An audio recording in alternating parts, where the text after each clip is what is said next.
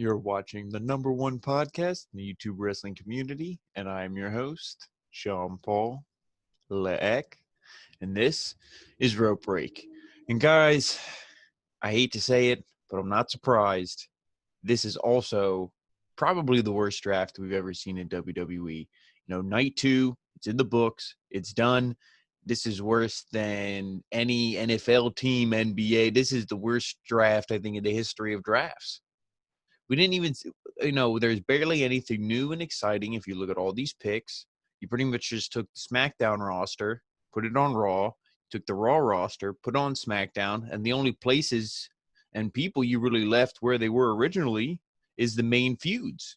McIntyre and Orton, Bayley and Sasha on SmackDown, Roman Reigns and, hit the Bloodline feud, the Tribal Chief, all that shit.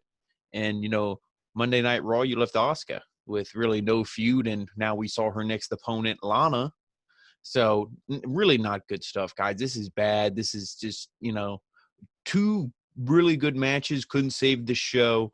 So overall, this was like I said, this is just really bad. So we're going to get into the whole thing. But before we do, guys, just always want to thank you all so much for watching. Thank you to the new subscribers, old subscribers. Follow us on all the social media. I'll plug that at the end. But if you haven't already, last week, we always bring you guys a bunch of content. Check out all the weekly reviews, Raw from last week, of course, AEW, NXT, NXT UK, SmackDown. We have it all, guys. So check it out. And what a better way to kick off this week than with the Monday Night Raw review, which I will be reminding you guys next Tuesday to go check out about how much I destroyed this draft. So you guys ready? All right, let's destroy this draft. So the show actually opened up with Randy Orton. He came out and he pretty much addressed, everybody. He's like, yeah, 2020 sucks, but the one person who this year doesn't suck for is Drew. And it's like, you could say Otis until a couple weeks ago, but now I understand why you leave Otis off the list. So he's like, Drew McIntyre, this has been his year. But, last week when, I pinned him, I was the first guy to pin him, in almost over a year. So, he's like, that's pretty much what's going to, be a precursor or foreshadowing of things that are going to happen at Hell in a Cell. So then Drew comes out and Drew's, he says that, he's like, yeah, you did pin me. That is what happened. Okay, whatever. But what about, he's like, but I didn't just lay there, I got back up. And, when I kicked your ass at Clash of Champions, that was for everybody else. That was for all the legends, all the guys who you betrayed and you hurt. But when I kick your ass at Hell in a Cell, he's like, that's going to be for me. So then, he also said that, and I made a promise to everybody else that if you and I are ever in the same building, I'm going to kick the shit out of you. So I hate to break promises. So then he does his best Hulkamania, he rips off the t-shirt and, they charge to the ring, Adaaaa, they're beating the shit out of each other. And eventually, Randy Orton, he kind of slithers out of there. So, and then after that, they're like, oh, commentary, oh my God, this is crazy, blah, blah, blah, WWE champion, our number one draft pick because he had no shit. Like we said on SmackDown, champions like that should be stuck to their brand unless they want to do trade for trade. Hey, I'll trade you Sammy for Apollo, or hey, I'll trade you Drew for Roman. Otherwise, no, you're stuck to your brand. You're not eligible for the draft. But, then they hype up the no DQ match. But between Kevin Owens and Aleister Black, but before we get to that, we have the first round of the draft tonight. And was it any good? No. If you guys heard me rant in the beginning, this wasn't good. So Raw gets the first pick like they always do because they're a 3-hour show. They get more picks. So their pick was The Fiend. People are going to be like, Jean-Paul, you said there's no new picks. There's no new nothing. Okay, but what did I just say? You took everything on SmackDown and moved it to Raw. This is one of those picks. So The Fiend. And then SmackDown had their first pick, Bayley. Okay, Bayley stays there. Makes sense. And then we get the second pick from Raw, Randy Orton. Again, another one. It makes sense. What are you going to do? Just end this feud after we've seen this? No. So then SmackDown gets the Street Profits. Again, that makes sense because you traded your tag team champs for the other tag team champs. It's, whatever. Nothing exciting, nothing good, but, it makes sense from previous picks. And then the last pick from Raw is Charlotte. And see, there's a lot of star power on the Monday Night Raw's women's division. I would have liked to see Charlotte get drafted to SmackDown again. But, I mean, with drafting her and Andrade being on Raw, I could see that being the reason why. But we'll see. I guess that means Charlotte's coming back soon. Who knows? Or they just wanted to, plug the queen. Hey, don't forget, she's still here, even though she's, doing whatever. All right. And then we get into the no disqualification match. Kevin Owens, Aleister Black. And this, like I said, there's 2 good matches this show. This was the first one. And this was good. These guys really beat the hell out of each other. The feud was there. Story was there. The Fiend just got drafted to Monday Night Raw, so I thought that was going to be an extra wrinkle into the storyline. Instead, he attacked, somebody else later on tonight. That didn't make any sense, but this match was really good. They started in the ring. They went to the outside. Kevin Owens got, sent to the announce table. Really good stuff. Beating the hell out of each other. Hard strikes. They brought the chairs and everything into the ring. Aleister Black hit a meteor through Kevin Owens through 4 chairs that were set up. So that was really good. They had a table set up.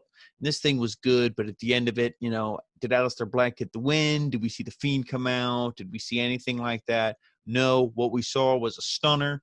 Kevin Owens picks him up. Power bomb through the table. 1, 2, 3. The winner, Kevin Owens. It was a good match. Watch the highlights. Go back and watch it if you can. Don't look too hard, though. It wasn't that great, but it was still one of the good matches on the show tonight. So then we get Tom Phillips. He's pretty much promoting the Miz TV coming up with Dana Brooke, Mandy Rose, and everything. But now we get back to Stephanie McMahon for the next round of the draft. And Raw's pick is Braun Strowman. So, he's going back to Raw, okay. And then we get Daniel Bryan for SmackDown. Who? The guy who hasn't been on TV for months? Okay. I guess we'll see what they do with that. Maybe he'll do more Zoom, calls, commenting on people's matches. And then we get Matt Riddle on Monday Night Raw.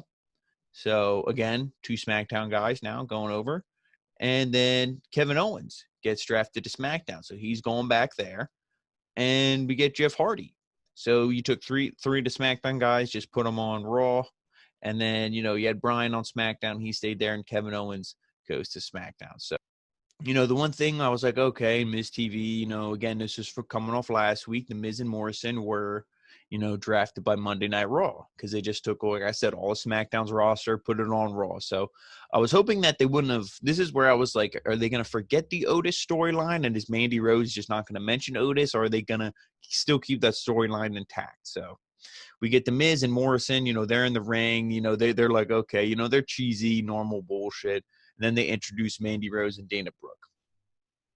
So then Rose says that it was really petty of the Miz to move her to Monday Night Raw and that he's ruining people's lives. And the Morrison says that the Miz or Rose should thank the Miz because her and Brooke have been, winning, and that, he's like, you guys wouldn't be a winning tag team if it wasn't for, the Miz here moving you guys. So. And then the Miz he has Brooks, if, do you want Rose to be your partner or, because, hey, do you remember what happened with her and with Sonya? And then she pretty much says that, that they're going to have this battle royal tonight.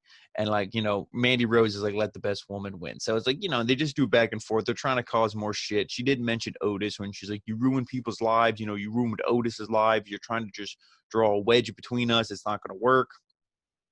So then Lana and Natalya, then they come to the ring and they start yelling and they like, hey, we're the boat, we're this and that. The one line I really did pop for from Lana, she's like, hey, you guys want to talk about gossip, you want to talk about drama. I'm the chick with the 2 ex-husbands and the ex-girlfriend. So, if there's anybody who knows how to spill tea, it's me. So, that line I popped for from Lana, that was funny. Then, of course, they had to get to the, the bullshit. And maybe I'm stuck in 1990. Maybe that's my problem. But whenever I hear, people mentioning things like Instagram and TikTok and all this shit on TV, that just kills me. I'm like, really? Like, I'm not a big social media guy, but when I hear that, I'm like, ugh. So, they like, oh, maybe if you, practice in the ring instead of, being on TikTok all day, how to wrestle. So then they just go back and forth. So, and then, they just start beating each other up, start fighting, and then they brawl into the commercial break. So it's like, okay, you know, hyping up the women's battle royal tonight for Asuka. You know, most of these Miz TV segments are forgettable. So this went to commercial, and I thought, okay, we're done here. We come back, and these clowns are still in the ring, and it's like, oh, okay, you know, what's going on here?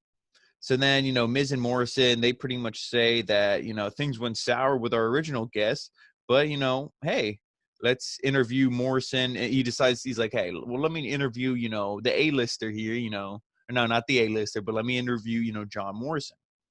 And then, you know, before they can get anywhere, the scream, you know, we hear ding dong, ding dong, ding. And it's like, oh, what's this? And if you forgot, last week, the debuting, you know, star of the Forbidden Films, Lars Sullivan, you know, so he comes down and he pretty much just beats the shit out of, you know, he throws Morrison, beats him up. The Miz quick slides out of the ring and it's like, I don't want none of this. So he beats him up and then, you know, it's like, okay, you know, we just see this and it's, you know, didn't we see this last week? I don't know why we're seeing it again. And especially with Lars Sullivan, if everything is true, you know, now he's caught, you know, DMing some yoga instructor, asking for pictures, and it's all over the place. But man, he's really trying to get that fat, you know, hey, I was in those films, but now I'm, you know, now I'm not. So I don't know what he's trying to do, but hey, you know, the guy needs some help. One way or the other, he needs some help. But then we get a recap of Kofi Kingston, Xavier Woods, and being drafted to Raw, you know, where Big E stays on SmackDown, all this stuff. Then they're backstage with the Street Profits. And, you know, Adam Pearce is there, and they're pretty much just going back and forth, you know, blah, blah, blah, yelling and like, oh, okay. And then they're like, oh, well, what are we going to do here? And, you know, you got like all the 2-year-olds at home who like have, you know, the brain capacity. They're watching Dora the Explorer. They're even like, oh, trade the titles. And they're like, what do we do? How are we going to figure this out? And it's like, really, dude, you just give them your titles. What does it matter? Both set of titles are meaningless. You know what I mean? It's like trading a turd for a piece of shit. It's the same thing. So, you know, they're pretty much like, oh, let's just switch the titles. And then Ziggler and Rude come, and they're like, oh, this is bullshit. We didn't get our opportunity, blah, blah, blah. So then instead of getting their opportunity against the Street Profits, they're getting it against the New Day, and that will be tonight. So we have that to look forward to. Then we get the next round of the draft, and Raw's number one pick. No, who was it? Was it Keith Lee, the Limitless one? No. Was it who was it? Was it maybe Bobby Lashley? No, oh no, the Hurt Business was already drafted. Oh wait, you can draft factions. That's right, which doesn't make any sense to me. Let's draft another faction, one that's been destroying WWE property for how many months? Retribution, you know. So okay, so that was the first pick. First pick for SmackDown was the star of the Forbidden Films himself, Lars Sullivan. And then pick number 2, there he is, Keith Lee, the Limitless one. And then SmackDown takes this another superstar who I wish wasn't employed, who I wish, you know, was just not here. Maybe, you know, maybe he could be your waiter at, you know, Texas Roadhouse, you know, take you to the table. Would you like this steak, sir? And that's Baron Corbin. And then the last pick for Raw in this round was Alexa Bliss, which, you know, we saw The Fiend as the first pick. We see Alexa Bliss here. It makes sense. The one thing I do like, though, is that they didn't just put them in a 2-for-1 deal like they do for, you know, every other superstar that you're not worthy enough to spend multiple picks on, but we'll lump you together for one pick. So now we get Seth Rollins, which I didn't like this at first, but when we got the match and everything afterwards, I was fine with it. But we get Seth Rollins, and he's going to bid his farewell. Even though he was already drafted and he was already on SmackDown on Friday, it's like, hey, you're already here. No need to show up to Monday Night Raw. You know, because of the way that Braun Strowman said it last week, I showed up all the way here from SmackDown. No, it's the same show. It's the same freaking building. Shut up. So Seth Rollins, you know, he makes his farewell. And he says, tonight is the end of an era. Is it? Is it Triple H and Undertaker? I wish it was, because if it was, it would be a lot more enjoyable to watch. And he says that I have to acknowledge how difficult a night like this can be for all of you fans. You guys are losing a lot. You're losing a champion, a man who has conquered beasts and monsters. And he asks if there's anyone who can fill his shoes, and it saddens him to say that answer is no. And he said his shoes won't be filled by Dominic or Rey Mysterio because, unfortunately, they were drafted to SmackDown as well. And then at this point, Jeff Hardy comes out. So, you know, he brings up a good point. I do like how he's like, oh, it sucks for you fans, not for me. That's like, okay, the heel tactic, legit. But then, he's like, oh, yeah, Dominic and Ray are drafted to the same brand. And it's like, yeah, because the draft is supposed to be you switch up storylines, you create new feuds. But see, WWE is so stupid. They had no storylines really ending by the time the draft started. All these storylines were, still fresh, still in the middle. And it's like, what are we going to do? We can't really end these feuds. So let's just move all the guys to different brands and be like, oh, look at the new draft. But you just took all the Raw on SmackDown, all SmackDown put on Raw. So what's the point? This whole thing sucks. So then Hardy comes out and Rollins says that he appreciates Hardy's enthusiasm. And, he's like, I'm trying to find a leader. And clearly you're not a leader, unless you're leading yourself to the liquor cabinet. No, he didn't say that. But, he pretty much just says that, hey, you've been drafted to SmackDown, and because Rollins is like, he says to him, like, what are you doing in my ring? And he's like, your ring? He's like, dude, you were drafted to SmackDown. And and I got drafted to Raw. So doesn't that make this my ring? So then it's like, oh, okay, then they pretty much, AJ comes out then at this point, and then AJ starts talking to him, and then he says that he is the footprint. That's what he said. I was trying to think of what he's like, I'm the footprint, because Rollins is like, oh, who's going to fill my shoes?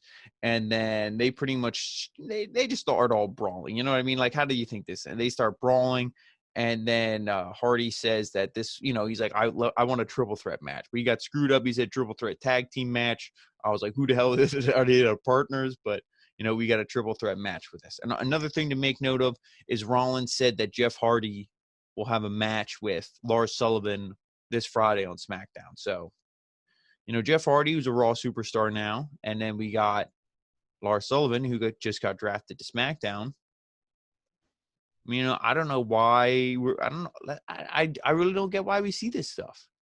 Let Lars feud with somebody on SmackDown. What is him beating up Jeff Hardy going to prove? We saw that last week.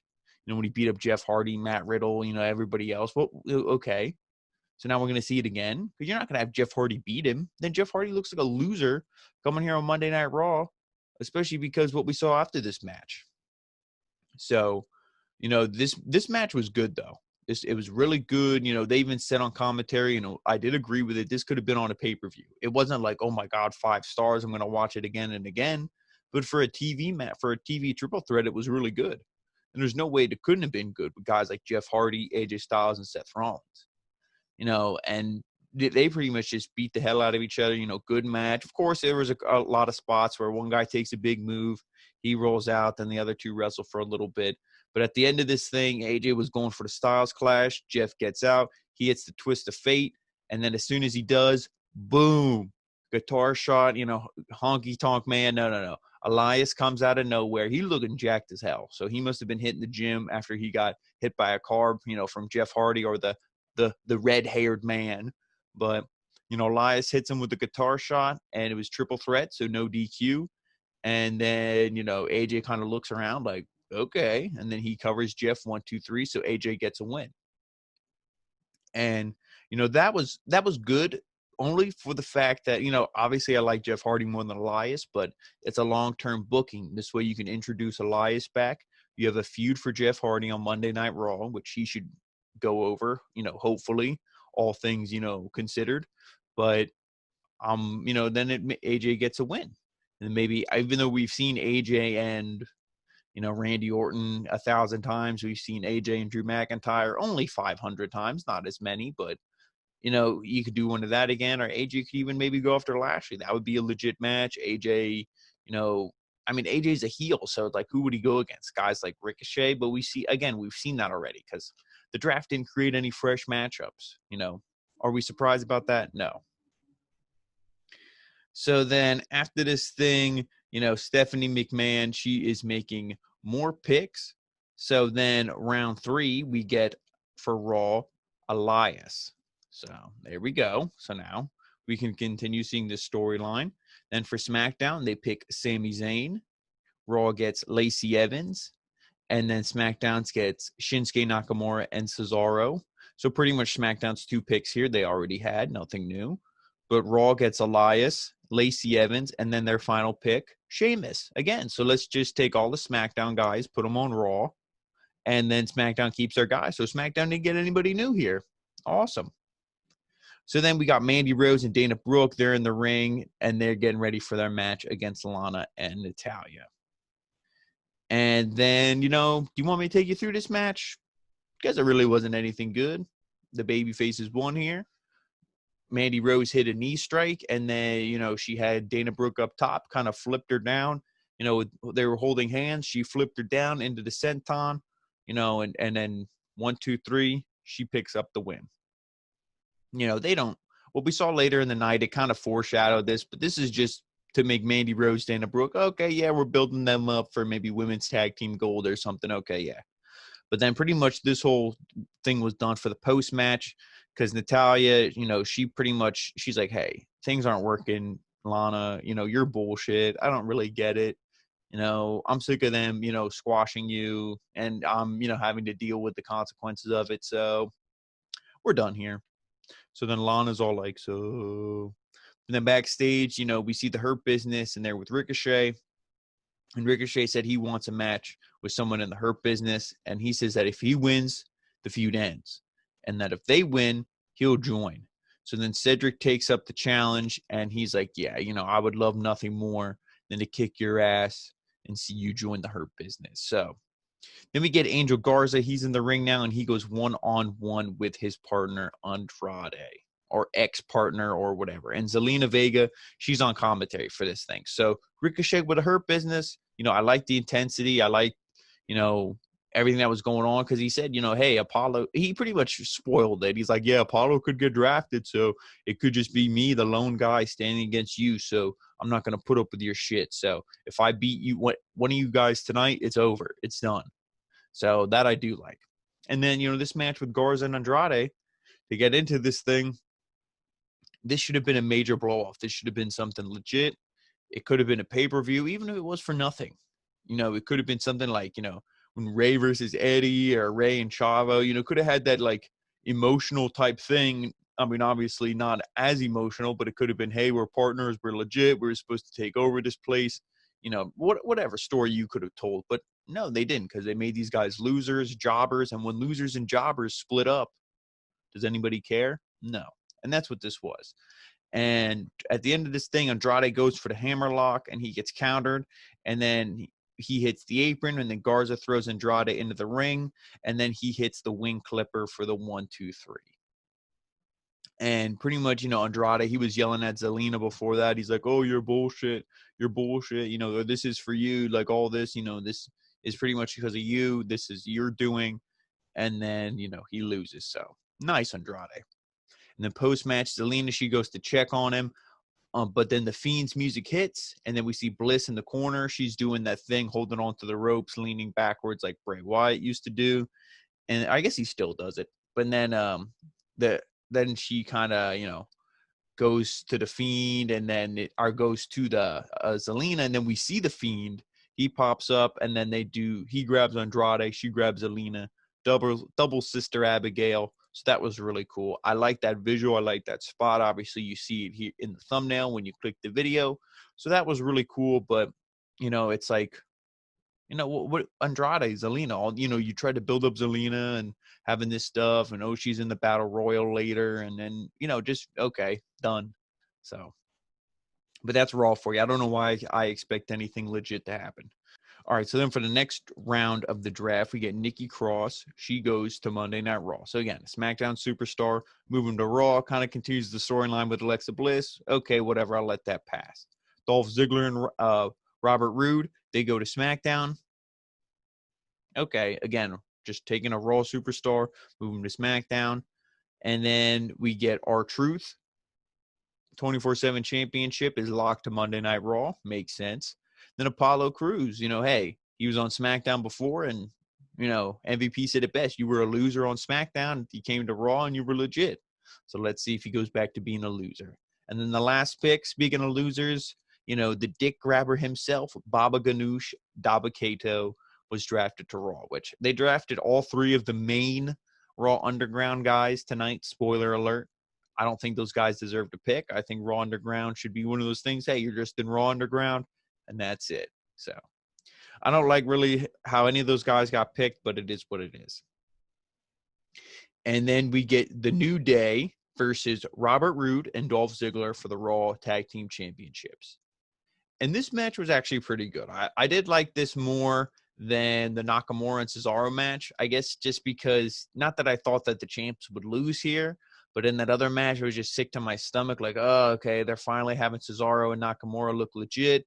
Shinsuke's kind of looking like him old self, and then they lose. You just tell, oh, what are you going to – you're not going to debut the New Day and do all this and have them lose. So you just got that feeling in your stomach like, oh, they're going to do this to my guys. And tonight, it's like, yeah, I like Ziggler. I'm a big fan of Bobby Roode, but I didn't think they were going to win, so I didn't really care. So I could just be like, okay, let me just enjoy this match. The New Day are going to win. It's a bullshit title opportunity. Like, why is this even happening? Could say that last week for the New Day. Why were they even given a title opportunity? But, it was what it was. And at the end of this thing, Roode, he picks up Woods, and he gets hit with the enziguri, and then Woods goes to tag Kingston. Ziggler interferes. He tries to throw Kofi onto the steps. Pretty much they keep going back and forth, and Roode's back in. He pulls up Woods, but Kingston made a blind tag, and then they hit the midnight hour on Bobby Roode for the 1, 2, 3. So then the winners and still champs, of course, the New Day. So backstage we get Elias, and he's asked why he took out Hardy, and he says it's because Hardy hit him with a car and took him out of acting for how many months. And he says he has a new album out on October 26th called Universal Truth. He said next week, Elias will also host a concert. So there we go. We have that to look forward to. Probably Jeff Hardy, and that will kind of continue their feud, you could say, or officially jump-started because we haven't really heard from Jeff Hardy yet. So then back to the ring, we have Cedric Alexander with the rest of the Hurt Business, and he is getting ready to take on Ricochet. But before that, they show a recap of everything with Mustafa Ali, being the leader of Retribution, which I still like that angle. Didn't really see anything this week. So, that was a shame, but I would like to see Ali hopefully next week. And I think you can really do a lot with him being the leader of Retribution now. Especially if you let him cut a good promo like, oh, I was a cop, I was babyface, I saw all this bullshit, blah, blah, blah. Like really kind of like blend like his real life and then, this and that. And I think it would be a really good angle and it will help get Retribution over. But then we get Cedric Alexander versus Ricochet. And the stipulation here is the Hurt Business better leave me alone. They had a graph. It's like, oh, okay. It's like the Hurt Business will, if Ricochet wins, the Hurt Business will leave him alone. I'm like, are they bullying him? And this is like high school? Like, give me your lunch money, kid. Like, hey, you better leave me alone. I'm like, come on. You have to put something up that makes this sound so stupid. At least when they were back and forth, talking before the match about this, it didn't sound so like middle school wimpy. But this match was really good. Obviously, these two guys are super athletic. You're not going to watch this match and be like, oh, these guys suck. This is bad.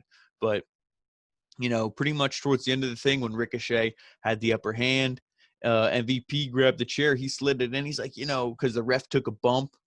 And then I think it was, I forget what Ricochet hit on Cedric, but then he kind of fell into the ref. And then, or it was vice versa, but then the ref was done. And then he's like, here, use the chair. So then Ricochet got up and he stepped on the chair when MVP slid it in. So he grabbed it. Cedric was looking at him like, oh, shit, like, don't hit me with this thing. Ricochet's looking around. He's waiting. Ref's starting to get up. So he takes the chair, whacks it on the ground. He throws the chair to Cedric, and he does one of those feints. And then the ref looks, and he's like, what the hell? He heard the thwomp. He sees Ricochet's down. Cedric has the chair in his hand. Ding, ding, ding. He rings the bell. The winner by DQ is Ricochet. So pulled, a trick out of the Eddie Guerrero book. So then he rolls out of there. Ricochet's kind of holding his head like, duh, but he's smiling because he knows he won. He's like, yeah, it's legit. So this was good. I like how they did it. You still keep Cedric looking strong, but Ricochet gets the win here. And the Hurt Business, this is good for them. And now I want to see what they do with Ricochet. Because like I said, the Hurt Business, you can just obviously feud them with Retribution. You still have that storyline going on, but that would kind of make, well, you'd have to turn one of these teams babyface then, whether that's Retribution or the Hurt Business. Probably the Hurt Business more than Retribution, but if you follow Retribution on Twitter, I think a lot more people would want them to be babyface, but we'll see where they go from here with that. So then we get a preview of Keith Lee and Braun Strowman, who they will fight next week in a double count out, or after their double count out last week. So they have a match. So that one kind of makes me nervous because Braun Strowman just drafted to Monday Night Raw. Are you really going to have him lose? And also, Keith Lee. I hope Keith Lee wins because he's my boy, but we'll see what they do. So then we get the next round of the draft. Raw's number 1 pick, Titus O'Neil. Don't ask me about that. SmackDown takes Carmella. Makes sense with all the vignettes we were seeing. Then Raw's 2nd pick, Peyton Royce. SmackDown 2nd pick, Aleister Black. That's at least one interesting thing, even though it was what I was bitching about, just taking Raw to SmackDown. It's not that. It's that they took pretty much the entire Raw roster, moved it to SmackDown, and same thing with SmackDown. So, but we'll see. You might be able to create some interesting matchups with Aleister Black on SmackDown. I don't even know who they have anymore. Aleister Black versus Sami Zayn would be pretty cool, but we'll see. And then Raw's final pick would be Akira Tozawa. So, again, makes sense because who's going to challenge R-Truth? We did get Drew Gulak officially drafted to Monday Night Raw, so now we have Akira Tozawa. So then Asuka's out now. She's heading to the ring, because she's going to be on commentary for this women's battle royal. So, then when we go back to our comeback from commercial break, we get all the women in the ring, I'm not going to name them all, they're all there. And Nia Jax, she cuts a promo before this thing starts. She's like, hey, listen, you guys are pretty much all going to lose to either me or my partner here, Shayna. So do yourselves a favor, save yourself the pain and the embarrassment. Just throw yourself all over the top rope right now. Hey, I won't blame you. So then the bell rings, and then they just obviously everybody just starts jumping, beating the two, tag team champions up. And then, women just start getting thrown out. Who was the first one who got thrown out? I know Billie Kay was one of the first ones. She was done, so a lot of these just job women kind of get thrown out. It's like, okay. Mandy Rose and Dana Brooke were thrown out pretty early on because I know they asked Asuka, it's like, oh, who do you want to win? And she's like, Mandy. And they're like, oh, you're pretty good friends with Mandy. She's like, yeah, Mandy's my big, sexy friend, or my strong, sexy friend. And it's like, okay, I agree with that. So, and even Samoa Joe was like, oh, yeah, strong, sexy friend. Like, yeah, Joe knows what's up. Hey, he's a shot. She likes Otis. So, Joe's right there. And, so then eventually all these women and shit, they just start getting thrown out. And, Nia Jax, she saves Shayna Baszler actually from getting eliminated, but then Shayna eliminates Nia. So there we see some dissension that could be, maybe some foreshadowing that they're going to lose these belts sooner than later. Bianca Belair, she throws out Shayna. I believe the Riot Squad got rid of Bianca. So the Riot Squad actually made it pretty far in this, so that was cool. But then they got eliminated, and then I think Lacey Evans eliminated them, or eliminated one of them at least. And then it came down to, I believe it was Lacey Evans and Natalya. And then Natalya got kicked out Lacey Evans. And then, see, that's the thing I forgot because this was so bad. This was just bad. And it's because I don't even understand how this even happened or made sense. But when Nia Jax got eliminated, Lana was just somehow on the outside. I didn't see her get thrown through the middle rope. I didn't see her just maybe as soon as it started.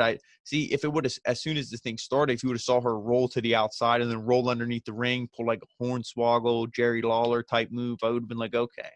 But no, I didn't see none of that. She was just on the outside for whatever reason. And Nia Jax picks her up, through the announce table again. So 4 weeks in a row. It's like, okay. It's not funny. Nobody cares. It's not even sad. It's not like I feel bad for Lana. It's just like, okay. You know what I mean? It's just like one of those things where it's like, why am I seeing this every week? So then Natalia's like, yay, I won. I told you guys I was legit. And then Lana comes in the ring and just kicks her right off the apron and she's done. So then, Lana wins this thing. And it's like, what's the point of Lana? Like, what is, it's like, why does this happen? And then when she slammed Lana through the table before that, it cuts to Drew McIntyre and Randy Orton just beating each other up backstage. And it's like, no, don't go back to the Battle Royal. Leave this on. I'd rather watch these guys beat each other up backstage than watch this Battle Royal. So Lana wins this thing, and just like, oh, okay, Adaaaa. Even Asuka's like, what? Because after the announce table was destroyed, Asuka's now backstage watching this thing, and she's like, what the hell? Like, what? She's even surprised. So then we go back, Drew and Randy Orton, they're still fighting because nobody cares about, this women's battle royal, Lana winning. So Drew and Randy are beating each other up, and we just see, they pretty much come out to ringside and they have to get separated. And then you see Drew, he's calling out Randy, oh, you son of a bitch, next week I'm going to kill you, all this stuff. So that was the last thing we see. We started the show the way we ended it, with some good intensity from the WWE champion, his opponent, Randy Orton. So that's at least some good stuff there for Hell in the Cell. But, I mean, that was Monday Night Raw, guys. You could just tell the show wasn't good. It was hard to pay attention, hard to watch this thing. It's not good. And the draft is supposed to be something that's exciting, and the draft really just killed the show. We had the two great matches, Kevin Owens and Aleister Black, and AJ Styles, Jeff Hardy, and Seth Rollins. But believe me, that was not enough to save this show. So, guys, thank you so much for watching. That was, of course, the review. And, stay tuned for all the other reviews we're going to have coming up. We're going to have all the weekly shows, and we're going to have something very special for you guys coming this Saturday. So please stay tuned for that. And also, please, guys, follow us on all the social media if you haven't already. Facebook, our Facebook is Rope Break. Our Instagram is The Original Rope Break. Twitter is The OG Rope Break. YouTube, right here for the #1 podcast in the YouTube wrestling community, The Original Rope Break, and of course on our new home, alleverythingentertainment.com. Guys, thank you so much for watching, and we'll see you next time on AEW Dynamite, baby. Adaaaa.